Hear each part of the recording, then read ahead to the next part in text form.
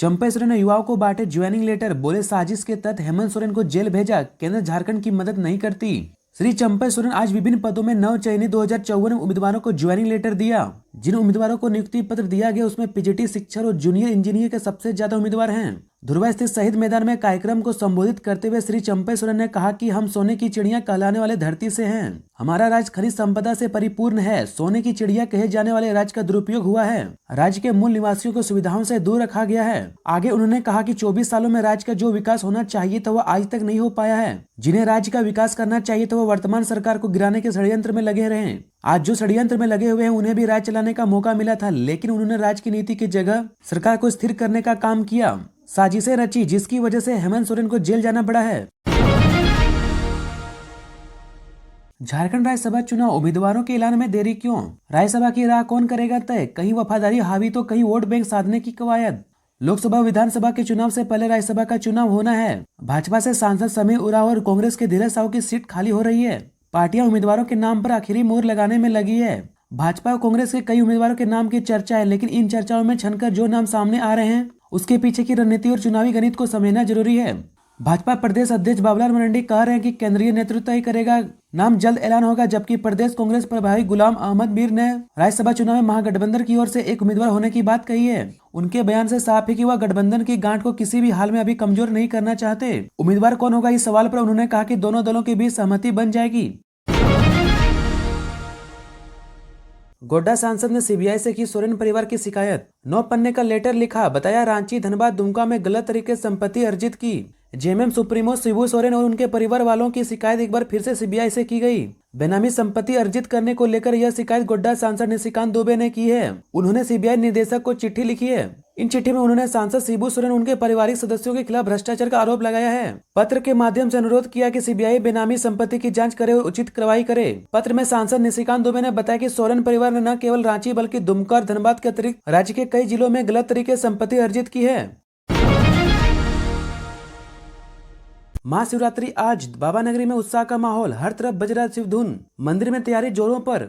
8 मार्च को महाशिवरात्रि के अवसर पर देवघर स्थित द्वादश ज्योतिर्लिंग में एक बाबा बैद्यनाथ मंदिर और शिव बरात समिति की तैयारी जोर शोर से चल रही है। जिला प्रशासन भी इस दिन भीड़ की संभावना को देखते हुए तैयारी कर रही है। बाबा मंदिर में चली आ रही परंपरा के अनुसार कार्यक्रम किए जाएंगे।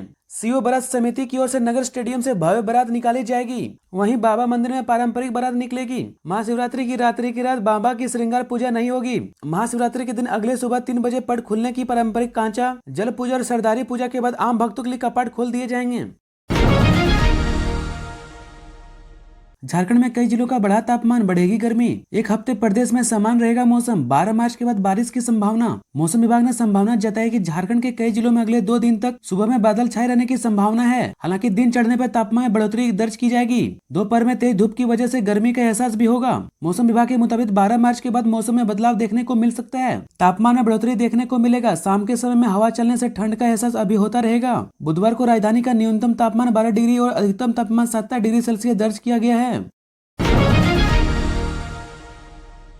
रिम्स के डेंटल कॉलेज में 8 साल पहले खरीदा गया ओटी का सामान अब हो रहा है इस्तेमाल। रिम्स के डेंटल कॉलेज में ऑपरेशन थिएटर को लेकर वर्ष 2016 में सामान खरीदा गया था, लेकिन उस समय ओटी का निर्माण नहीं होने से यह स्टोर में पड़ा रहा। अब जब ओटी का निर्माण हो रहा है तब 8 साल बाद उक्त सामान का उपयोग किया जा रहा है। ओटी के सामान की खरीद 1.94 करोड़ रुपया में की गई थी। एजेंसी को इस मद से पैसे का भुगतान भी कर दिया गया था। वर्ष 2020 में सीएजी की ओर से सरकार को सौंपी गई जाँच रिपोर्ट में इसका खुलासा हुआ। जेएमएम की कल्पना कितनी होगी हकीकत? हेमंत के कद की बराबरी कर सकेगी उनकी पत्नी? सोरेन परिवार और पार्टी के बुजुर्ग नेता करेंगे स्वीकार। झारखंड मुक्ति मोर्चा की राजनीति में कल्पना अब हकीकत बन गई है। इस हकीकत से कई और कल्पनाएं जुड़ी हैं।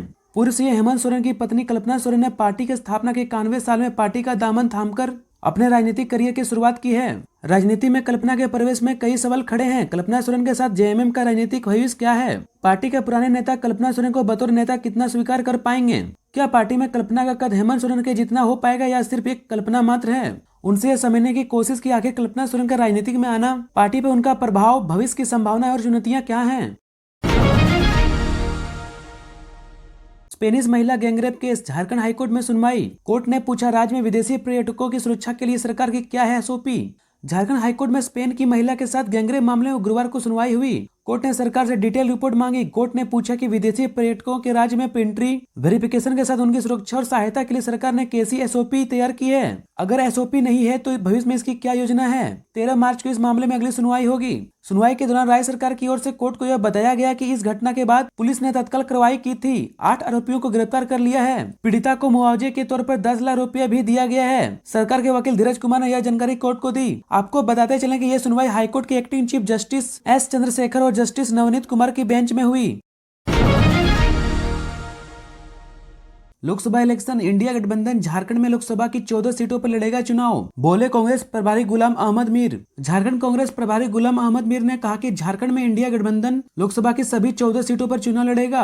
कांग्रेस, झामुमो, राजद और वाम दलों का मजबूत गठबंधन और उनके उम्मीदवार चुनाव मैदान में होंगे। इंडिया गठबंधन के सभी दलों का संयुक्त कार्यक्रम जल्द पूरे झारखंड में होगा। पिछले 10 वर्षों में केंद्र में बीजेपी की सरकार ने सिर्फ झूठे आश्वासन जनता को दिए हैं। जुमलेबाजी से जनता परेशान है। उन्होंने कहा कि हजारीबाग लोकसभा सीट से उम्मीदवार की घोषणा 2-4 दिन में हो जाएगी। बैठक की अध्यक्षता कांग्रेस के प्रदेश अध्यक्ष राजेश ठाकुर की, जबकि संचालन जिला अध्यक्ष शैलेंद्र यादव ने किया। झारखंड हाईकोर्ट ने कहा 6,000 करोड़ रुपए खर्च हो गए, खरकई डैम परियोजना पूरी होनी चाहिए। झारखंड हाईकोर्ट ने सरायकेला की खरकई नदी डैम परियोजना को बंद करने के मामले में दायर PIL पर सुनवाई की। इस दौरान भूमि सुधार तथा राजस्व विभाग के सचिव सशरीर उपस्थित हुए। उनकी ओर से कोर्ट को परियोजना के बारे में जानकारी दी गई। इस पर कोर्ट ने शपथ पत्र दायर कर यह बताने का निर्देश दिया कि इस परियोजना के तहत अभी और कितनी जमीन को अधिग्रहण का काम बचा हुआ है, साथ ही कितनी राशि विभाग के पास उपलब्ध है।